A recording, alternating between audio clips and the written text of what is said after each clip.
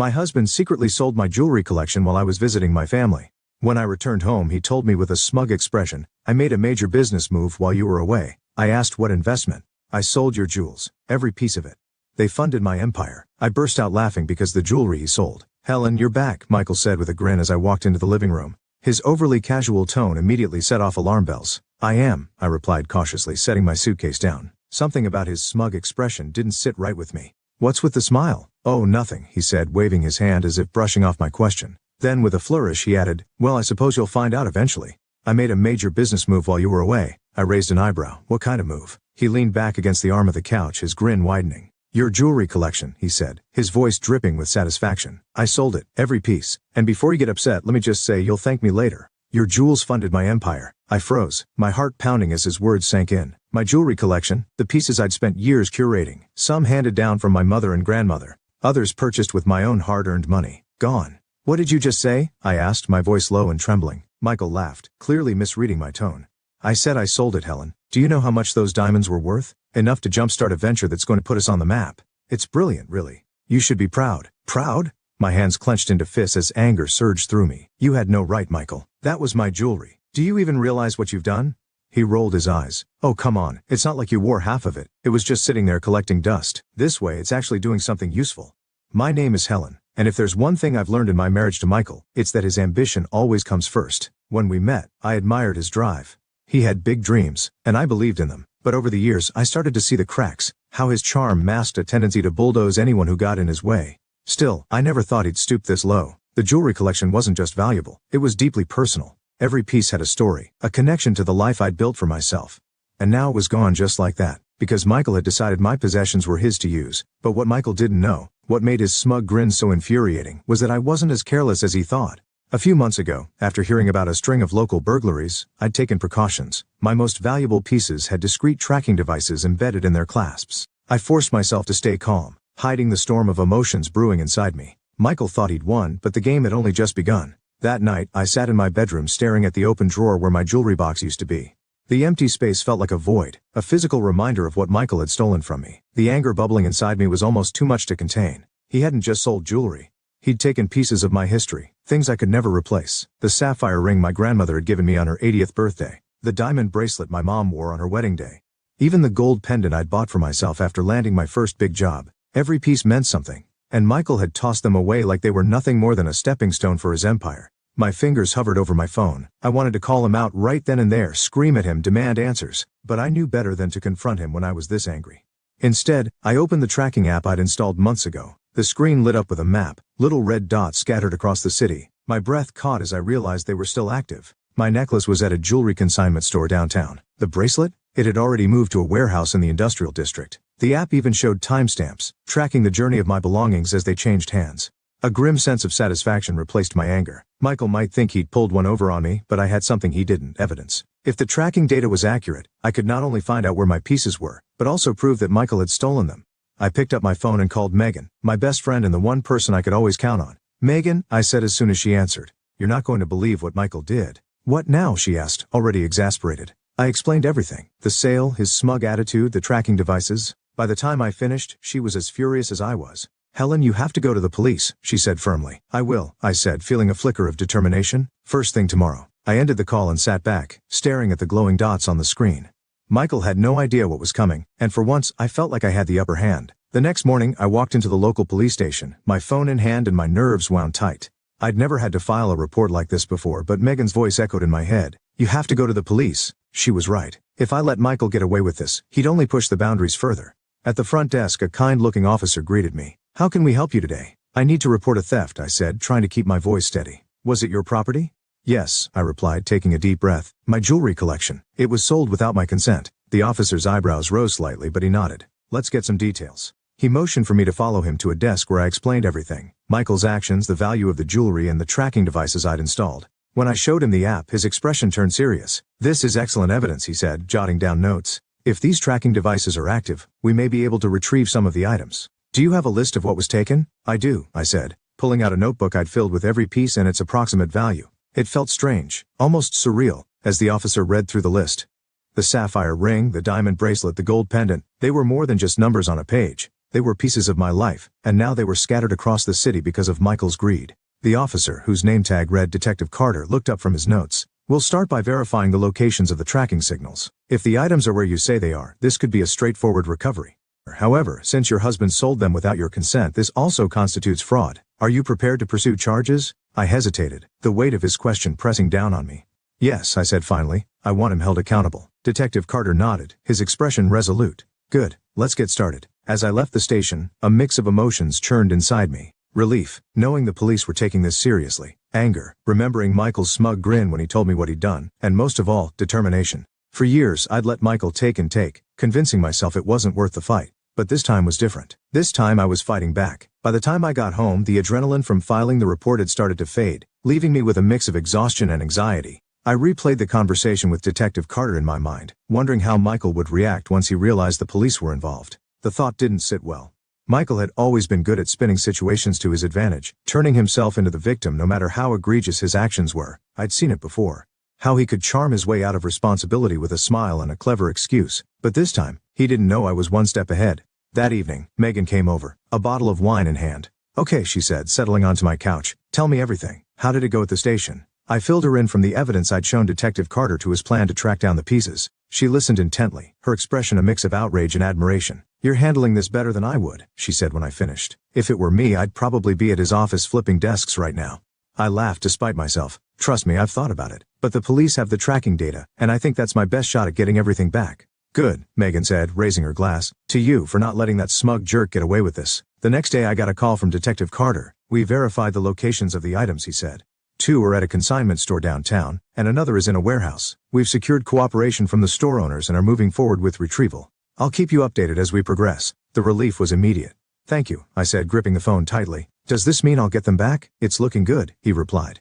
But the investigation is still ongoing. We've also flagged your husband's financial activities. I don't want to alarm you, but there may be more going on than just the jewelry sale. My stomach dropped. What do you mean? There are some unusual transactions linked to his business accounts, Detective Carter explained. We'll need to look into it further, but this could be bigger than we initially thought. As I hung up the phone, my mind raced. Michael hadn't just betrayed me. He might have been hiding an entirely different side of himself. The idea that Michael's betrayal could run even deeper haunted me for the rest of the day. I paced the kitchen, replaying Detective Carter's words. This could be bigger than we initially thought. What else had Michael been hiding from me? Later that evening, I decided to confront him. If there was more to this than the jewelry sale, I needed to know. When he walked through the door, his smug grin irritated me more than usual. He tossed his keys on the counter and said, "Busy day. What's for dinner?" I didn't even try to hide my anger. "Michael," I said, crossing my arms. "We need to talk. Now." His grin faltered, replaced by a wary expression. "What's wrong? What's wrong?" I repeated, my voice sharp. "You stole my jewelry to fund your so-called empire, and now the police are investigating you." The color drained from his face, but he quickly tried to recover. "Police? What are you talking about? I didn't steal anything, Helen. That jewelry was just sitting there, collecting dust. I thought you'd be happy it was being put to good use." I shook my head, disgusted by his audacity. "Put to good use? Michael, you had no right to touch my things. And now the police are looking into your finances and they think there's more to this than just the jewelry." His expression shifted, anger flashing in his eyes. "You went to the police?" he hissed. "You're turning this into a circus. Why couldn't you just talk to me like an adult?" "Because talking to you doesn't work," I shot back. "You always find a way to twist things or talk yourself out of trouble. This time there's evidence, and you can't charm your way out of it." Michael stared at me, his jaw tightening. "You've made a huge mistake, Helen. If you think you can tear me down like this, you've got another thing coming." I didn't flinch. "No, Michael. The only mistake I made was trusting you, but that ends now." The silence between us was heavy as he glared at me, his confidence cracking. For once he didn't have a snappy comeback or a smug excuse. He simply stormed out of the kitchen, slamming the door behind him. I stood there for a long time, my heart pounding.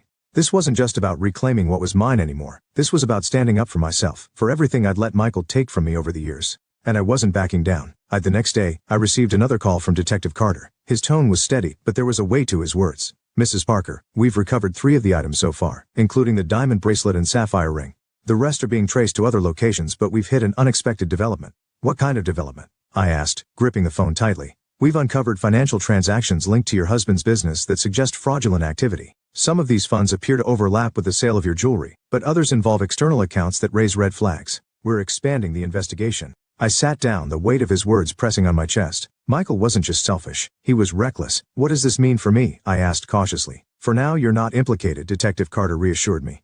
"But it's important that you remain cooperative and provide any additional information we request. Your husband's actions could have serious legal consequences." I hung up and stared at the phone in disbelief. What had Michael gotten himself into? Selling my jewelry was bad enough, but fraud? I felt like I was living with a stranger, someone I no longer recognized. That evening, I called Megan. The police think Michael's involved in something bigger, I said, pacing the living room. They're looking into his business accounts. Megan didn't sound surprised. Honestly, Helen, I'm not shocked. The way he carries himself, like the rules don't apply to him, it was only a matter of time before it caught up with him. But how could I not have seen this? I asked, my voice breaking. I married him, trusted him, and now everything feels like a lie. Megan's tone softened. You couldn't have known, Helen. He's good at hiding things, at manipulating people. But this isn't your fault. You're doing the right thing by standing up for yourself. Her words gave me some comfort, but the anger and betrayal still churned inside me. Later that night, Michael came home. His usual confidence was gone, replaced by an air of frustration and barely contained rage. I know what you've been doing, he said, his voice low and venomous. The police, the bank, do you have any idea what kind of damage you've caused? I didn't cause this, Michael, I said, meeting his glare. You did, and now you're finally facing the consequences. He laughed bitterly. You think you've won? This isn't over, Helen. You're right, I said calmly. It's not over, but it's out of your hands now. For the first time, I saw fear flicker in his eyes. The following morning, I received another call from Detective Carter. Mrs. Parker, he began, his tone steady but serious. We've recovered several more items from your jewelry collection. They were traced to a private auction house downtown. Relief washed over me. Does that mean I'll get them back soon? I asked, my voice trembling with a mix of hope and exhaustion.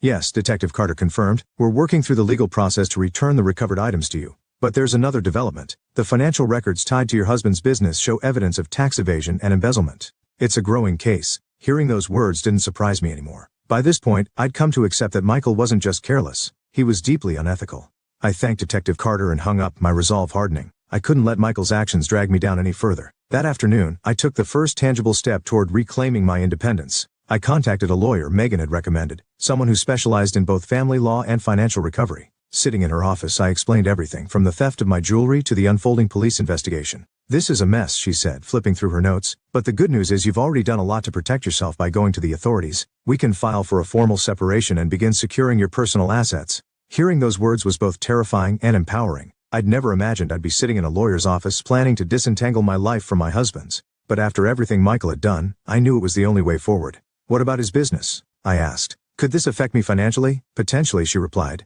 That's why it's important to establish clear boundaries now. If his business is under investigation, we need to ensure your finances are protected. Later that evening, as I reviewed the paperwork the lawyer had given me, Megan called to check in. How are you holding up? She asked. I'm okay, I said, surprising even myself with the honesty of the statement. For the first time in weeks, I feel like I'm in control. It's not easy, but I know I'm doing the right thing. You are, Megan said firmly. And you're stronger than you realize, Helen. Don't forget that. As I hung up, I glanced at the stack of documents on the table. The road ahead wasn't going to be easy, but for the first time I felt ready to face it. 2 days later, I met Detective Carter at the station to review the progress of the investigation.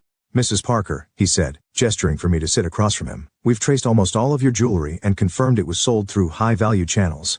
The auction house and consignment stores involved have provided full cooperation. That's a relief, I said, feeling a small weight lift off my shoulders. And Michael? What's happening with him? No. Detective Carter leaned forward, folding his hands on the desk. The evidence against him is significant. Between the unauthorized sale of your jewelry and the fraud tied to his business accounts, the DA is preparing charges. He's not going to walk away from this. Hearing those words filled me with a mix of satisfaction and sadness. Michael's actions had hurt me deeply, but knowing he would face consequences was a step toward justice. That evening, Michael came home late. I was sitting in the living room surrounded by legal documents and paperwork from the bank. He stopped in the doorway, his face hard and defensive. What is all this? He asked, nodding toward the papers. Divorce filings, I said evenly, not looking up from the page I was reviewing. His eyes widened, and for a moment, I saw genuine shock on his face. You're divorcing me? He asked, his voice tinged with disbelief. Yes, Michael, I said, meeting his gaze. This is the end. I won't let you drag me down with you any further. He scoffed, running a hand through his hair. You think you're going to come out of this unscathed? I built everything for us, Helen. Everything I've done was for this family. I laughed bitterly. You didn't do it for us. You did it for yourself. You stole from me, lied to me, and left me to clean up your messes. This family, it was always just about you. He stared at me, his confidence slipping away with each word. You don't mean this? He said finally. You can't mean this. I do, I said firmly. And you'll see just how serious I am when you're served. For the first time since this ordeal began, Michael was speechless. He turned and stormed out of the room, slamming the door behind him. I exhaled deeply, the sound of the door echoing in my ears. This wasn't just the end of my marriage, it was the beginning of reclaiming my life. The next morning, I got a call from my lawyer. Helen, the papers have been filed. Michael will be served later today, she said, her tone professional but empathetic. I let out a breath I didn't realize I was holding. Thank you, I said softly. Helen, I know this is a tough process, she added, but you've handled this with strength and clarity. Keep focusing on your next steps. We're in your corner. After the call, I sat at the kitchen table with my coffee, staring out the window. For weeks my life had felt like a whirlwind of betrayal, anger and frustration. But now for the first time there was a sense of clarity. The pieces of my jewelry were being recovered, the police investigation was progressing, and the divorce filings marked a definitive break from the chaos Michael had brought into my life. That afternoon Detective Carter called with more updates. "Mrs. Parker, I wanted to let you know that charges are being formally filed against your husband.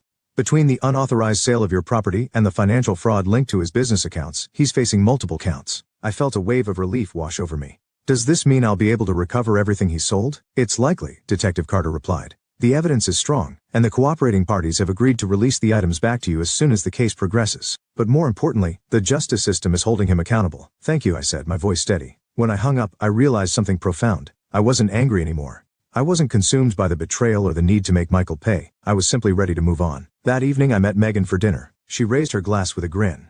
"To Helen," she said, "the woman who didn't just survive, she thrived." I laughed, clinking my glass against hers. "I don't know if I'd call it thriving just yet, but I'll take it." Megan leaned in, her expression serious. "You're stronger than you think, Helen. You took control when it mattered most. Don't forget that." Her words stayed with me as I drove home that night.